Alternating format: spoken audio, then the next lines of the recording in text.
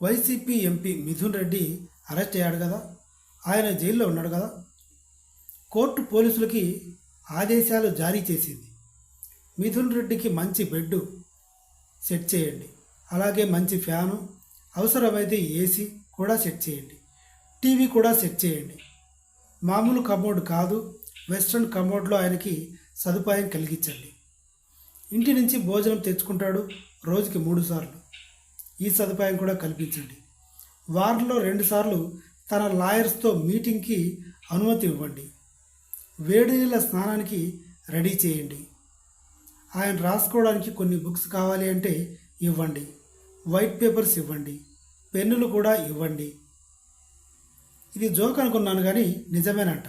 ఎందుకంటే పదవిలో ఉన్నాడు కాబట్టి ఆయనకి ఇవ్వాలి అని కోర్టు ఆదేశాలు జారీ చేసింది. క్రిమినల్స్కి జైల్లో ఇలా ఉంటుందా అని నేనైతే అనుకోలేదు. క్రిమినలే కదా. వైసీపీ అయినా టీడీపీ అయినా తప్పు చేసినప్పుడు తప్పే అనుభవించాల్సిందే. ఈ మాత్రమే దానికి ఇంట్లో ఉంటే సరిపోలేదు. ఇంట్లో ఉంటే ఒకటి, జైల్లో ఉంటే ఒకటే. ఇంకా జైల్లో బెటర్ లాగుంది. కరెంటు బిల్లు ఉండదు, ఫుల్ సెక్యూరిటీ. ఫుల్ సెక్యూరిటీ అంటే గుర్తొచ్చింది. ఆయన రూమ్ పక్కన అంటే సెల్ పక్కన పర్సనల్గా 2 వ్యక్తుల్ని ఆయన పెట్టుకోవచ్చు. అంటే తన వ్యక్తుల్ని ఎవరినైనా పెట్టుకోవచ్చు. దాంతోపాటు పోలీసు వాళ్ళు కూడా 2 రక్షణగా ఉండాలి. జాగింగ్ చేసుకోవడానికి షూస్ కూడా ఏమని చెప్పిందట. జాగింగ్ చేసుకున్న ప్లేసు, వేడి నీళ్ళు, అవసరమైతే కూల్ వాటర్ తాగడానికి. జైలా లేకపోతే 5 స్టార్ హోటలా? సో మొత్తానికి ఇదమ్మా. రాజకీయాల గురించి నేను మాట్లాడడం మానేశాను. నన్ను వైసీపీ వ్యక్తి అనుకున్నారు చాలామంది. కాదు, నోటా, నా ఓటు నోటా. నేను ఎవ్వరికి వేయను ఓటు. వాళ్ళకి వేయను, వీళ్ళకి వేయను. తప్పు ఎవరిదైనా ఉంటే వాళ్ళకి తప్పని చెప్తా.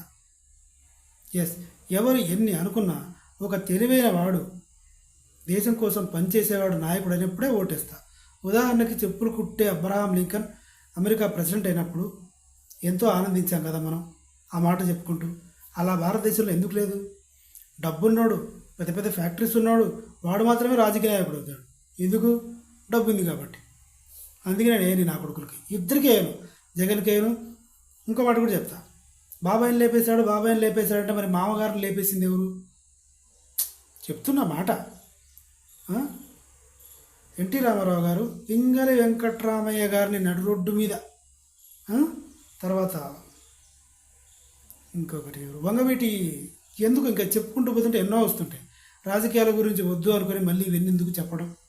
అందరూ దొంగలే, ఇది నిజం.